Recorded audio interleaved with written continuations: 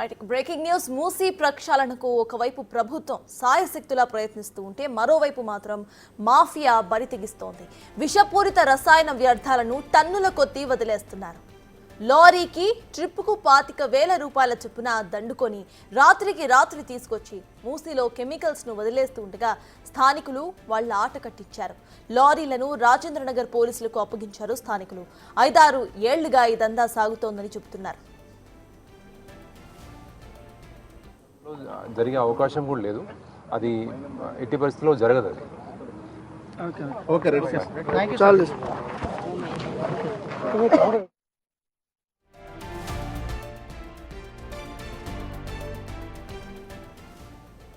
అది మూసీ ప్రక్షాళనకు ఒకవైపు ప్రభుత్వం సాయశక్తులా ప్రయత్నిస్తూ ఉండగా మరోవైపు మాఫియా మాత్రం బరితెగిస్తోంది. విషపూరిత రసాయన వ్యర్థాలను టన్నుల కొద్దీ వదిలేస్తున్నారు. లారీకి ట్రిప్పుకు 25,000 రూపాయల చొప్పున దండుకొని ఇటు రాత్రికి రాత్రి తీసుకొచ్చి మూసీలో కెమికల్స్ ని వదిలేస్తూ ఉండగా స్థానికులు వాళ్ళ ఆట కట్టించారు. లారీలను రాజేంద్రనగర్ పోలీసులకు అప్పగించారు. అయితే ఈ వ్యవహారం మొత్తం కూడా 5-6 ఏళ్లుగా సాగుతున్నట్టుగా తెలుస్తోంది.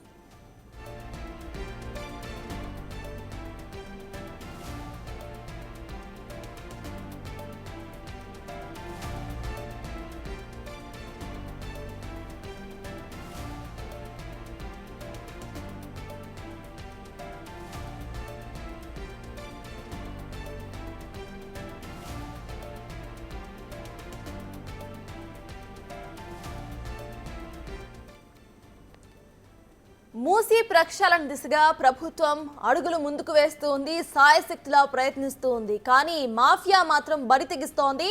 కెమికల్స్ ను ఇటు మూసీలో వదిలేస్తున్నారు. విషపూరిత రసాయన వ్యర్థాలను టన్నుల కొద్దీ తీసుకొస్తున్నారు.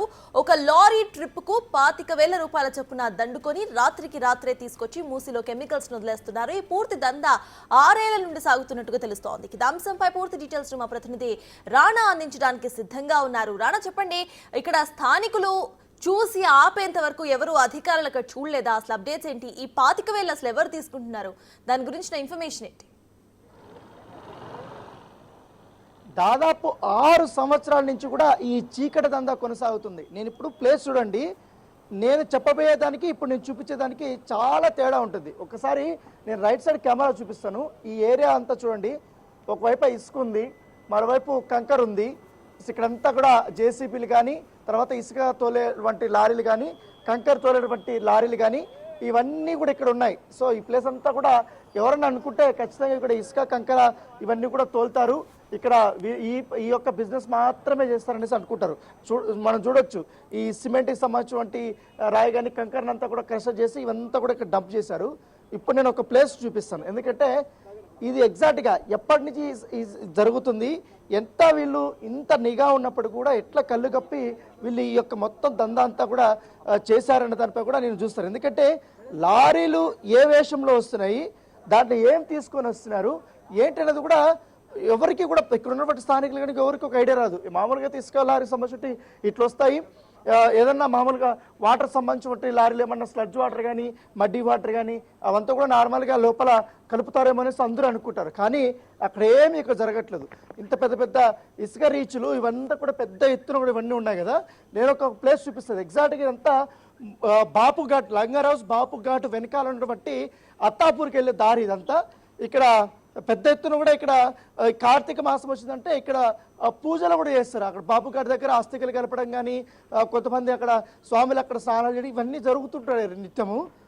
ఇప్పుడు చూడండి, దీన్ని చూడగానే ఎవరన్నా ఏమనుకుంటారంటే ఇక్కడ వచ్చి ఒక వాటర్ ఏమన్నా డంప్ చేస్తున్నారేమో, లోపల నుంచి వాటర్ నింపుకొని ఇతర కాలనీలకు కానీ వీటికి అంతటా కూడా సప్లై చేస్తారేమో అనుకుంటారు. ఎగ్జాక్ట్ అది కానే కాదు. ఈ పైప్ ఏదైతే ఉందో ఈ పైప్ నుంచినే ఎవ్వరికి సంబంధం లేకుండా ఇక్కడ లారీలు వస్తాయి, కెమికల్ లారీలు. ఆ కెమికల్ లారీలకి ఈ పైప్ ఇట్లా పెట్టేస్తారు. ఈ పెట్టేసిన తర్వాత ఏకంగా ఒక సపరేటు ఒక దారిని సృష్టించుకున్నారు, మ్యాన్ హోల్నే సృష్టించుకున్నారు. మనం చూడొచ్చు విజువల్స్లో, ఇంత పెద్ద పైపు, ఇంత పెద్ద హోల్ పెట్టి ఇక్కడ ఎవరికి సంబంధం లేకుండా మళ్ళీ తర్వాత ఇది ఇట్లా మూసేస్తారు. ఇది మూసేస్తారు.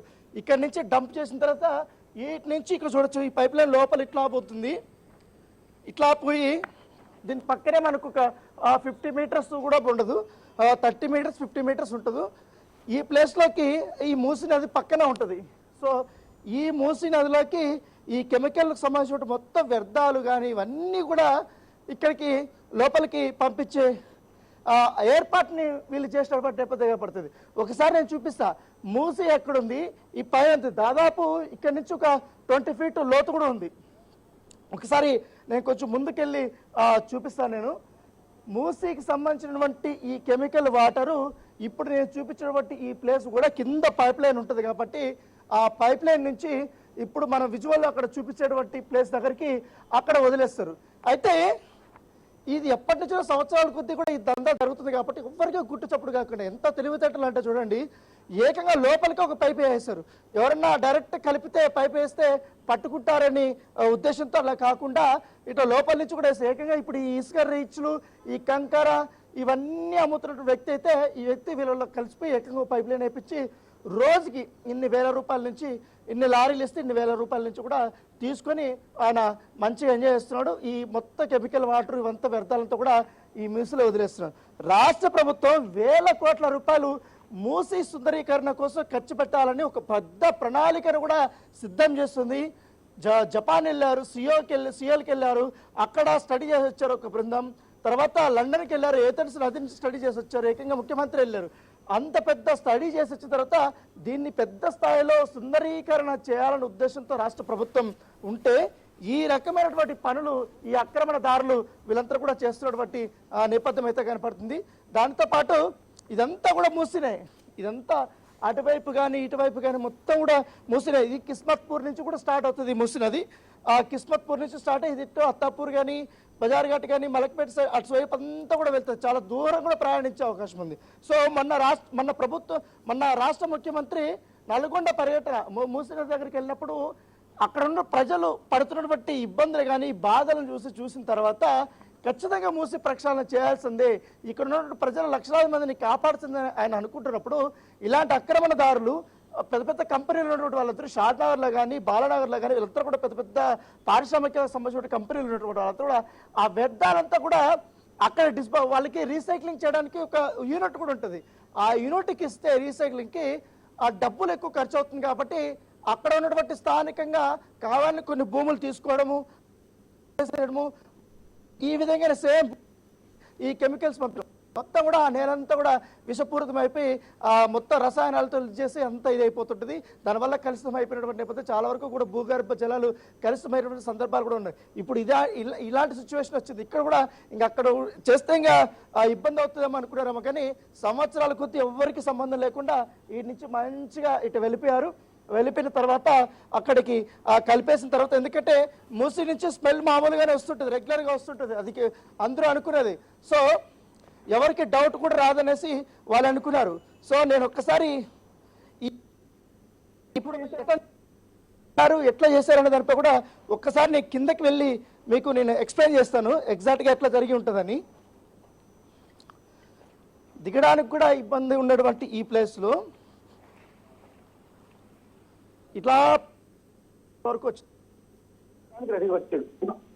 అలాంటి అమాయకులు పాపం చేపలు పట్టడానికి వస్తారు. వాళ్ళకి ఏం తెలుస్తుంది ఇక్కడ ఆయన సంవత్సరాల కొద్దీ ఇక్కడ విషవాయువులు ఉన్నాయి, మొత్తం డంప్ చేస్తున్నారు అనే విషయం కూడా ఎవరికి తెలియదు. సో అక్కడి నుంచి పైన నుంచి స్టార్ట్ చేస్తే అక్కడ కనపడుతున్న ప్లేస్ లో అంతా కూడా ఈ యొక్క కెమికల్స్ ని వాళ్ళు ఇక్కడ డంప్ చేస్తున్నటువంటి ఆ నేపథ్యం అయితే కనపడుతుంది. మరి కొంచెం ముందుకు వెళ్తా నేను. అసలు యాక్చువల్లీ ఆ పైప్ లైన్ ఎవరైనా కనుక్కుందాం అంటే లేదు, ఎందుకంటే అక్కడి నుంచి లోపల తవ్వుకొని వచ్చేసి అక్కడ లోపలికి పెట్టేశారు. ఆ లోపల వదిలేస్తే అసలు ఏ వాటర్ వస్తుందో తెలియదు, ఏం చేస్తారో తెలియదు, ఎవరికి కూడా పెద్దగా ఐడియా ఉండే ప్రసక్తే లేదు. దాంతోపాటు ఇప్పుడు ఆయన చేపలు పట్టడానికి వెళ్తున్నాడు, అటువైపు అంతా ఆ వాటర్ చూడండి, ఎవరన్నా చూస్తే ఇంత మట్టి ఉన్నాయి, ఇంత నల్లగా ఉన్నాయని ఇస్తే. అయితే ఇక్కడ కొంతమంది అక్కడ ఒక గుడి కనపడుతుంది, నేను అక్కడ గుడి కనిపిస్తా. ఎగ్జాక్ట్గా బాపు ఘాట్ వెనక సైడు, ఏదైతే లంగరోస్ బాపు ఘాట్ సంబంధించిన వెనక సైడ్ ఉందో ఆ ప్లేస్లో అక్కడ నిత్యము స్వాములు కానీ వీళ్ళు కానీ అందరూ కూడా అక్కడికి వస్తారు, అక్కడ బట్టలు తుక్కుంటారు, అక్కడ స్నానాలు ఆచరిస్తారు. తర్వాత ఎవరైనా వారి కుటుంబ సభ్యులు కానీ ఎవరికైనా చనిపోయి ఉంటే అయితే ఇక్కడ ఒక టెంపుల్ కూడా ఉంది. ఆ టెంపుల్ కి నిత్యం దీపారాధన చేస్తారు. అక్కడ దీపారాధన చేస్తారు. అక్కడ గంధం కానీ తర్వాత కుంకుమ కానీ పసుపు కానీ ఎప్పుడన్నా పోయడానికి వచ్చినప్పుడు ఈ వాటర్ అనేది కొంచెం యూజ్ చేస్తే ఆ నైట్ అయితే మొత్తం పూజ చేసి అంతా అక్కడ ఉన్న గోడలకి కానీ వీటికంతా కూడా వేసిపోతే ఉదయం కింద అంత పెద్ద నల్లగా అయిపోయి ఉంటుంది. ఏంటిది నల్లగా అయిపోతుంది ఏంటనేది కూడా వీళ్ళకి అర్థం కాదు. అయితే రాత్రి దాదాపు 2 వెహికల్స్ వచ్చాయి. వచ్చిన తర్వాత వాటర్ పెద్ద ఎత్తున ఫ్లో అవుతుంది. ఇక్కడంతా కెమికల్, ఆ కెమికల్ అయిపోతే స్మెల్ కూడా వస్తుంది. సో ఇక్కడ ఉన్నట్టు స్థానికులతో వచ్చి ఇక్కడికి వచ్చి డైరెక్ట్ గా రెడ్ హ్యాండెడ్ గా పట్టుకున్న తర్వాత వాళ్ళు పోలీసులకి అప్పచెప్పారు. ఉటావుటున పోలీసులు కూడా ఇక్కడికి వచ్చారు. పోలీసులు వచ్చిన తర్వాత వాళ్ళు ఇప్పుడైతే అదుపులోకి తీసుకున్నారు.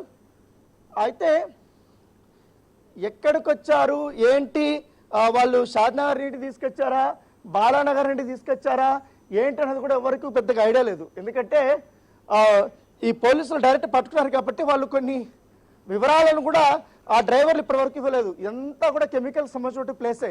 సో అక్కడంతా కూడా వాటర్ అంతా కనపడుతుందంతా కెమికల్ వాటరే. సో మూసీకి సంబంధించిన వీళ్ళందరూ ఇటువైపు జనాలు ఉన్నారు, అటువైపు ఇండ్లు ఉన్నాయి. ఇంత పెద్ద ఇది ఉంటే ఈ కెమికల్ వాటర్ ఈ వాసన అంతా కూడా పీల్చడం వల్ల ఎన్ని రోగాలు పడుతున్నారో ఇప్పుడు అర్థం చేసుకోవచ్చు. దానికోసమే రాష్ట్ర ప్రభుత్వం చాలా క్లియర్గా ఈ ప్రక్షాళన కార్యక్రమం అనేది చేయాలనేసి కూడా కంకణం కట్టుకున్నటువంటి నేపథ్యం మీద కనపడుతుంది. ఈ చీకటి దందాలో లక్షలాది రూపాయలు అంటే రోజుకి చూడొచ్చు, నెలకైతే లక్షల రూపాయలు. రోజుకి ఒక్క ట్యాంకర్ ఇక్కడ డబ్బు చేస్తే ఇటు డ్రైవరు ట్యాంకర్కి అలాగే ఇక్కడ ఉన్నటువంటి ప్లేస్ ఇచ్చినటువంటి వాళ్ళకందరికీ కూడా 25,000 రూపాయల వరకు కూడా ముడుతుంది. సో పట్టుకుంటారు చేసిన కంకర చేసినా కూడా పెద్ద పైసలు ఏం రావు కదా, ఎప్పుడో ఒకసారి వస్తాయి కాబట్టి అవి ఇవైతే నిత్యకృతం. రోజుకి 5-6 దాకా వస్తాయి. ఇంకా ఒకటి వచ్చి పట్టుకున్నారు, పోలీసు వెహికల్ రాగానే రెండోది కూడా పారిపోయినాయి. నుంచి వచ్చినటువంటి కెమికల్ గా చూస్తున్నారు. అయితే మనకి అసలు పొల్యూషన్ కంట్రోల్ బోర్డు కూడా సంబంధించి అధికారులు కూడా రాబోతున్నారు. వచ్చిన తర్వాత ఆ కెమికల్ టెస్ట్ చేస్తారు. టెస్ట్ చేసిన తర్వాత ఇది ఏ టైప్ ఆఫ్ కెమికల్, ఎంత ఈయన విషవాయువులు పెంచడం వల్ల ఎట్లా ఇబ్బంది పడతారు, ఆరోగ్యానికి ఎట్లా చెడగొడుతుంది అన్నదంతా కూడా ఒక క్లారిటీ వస్తుంది మనకు. Right, thank you Rana.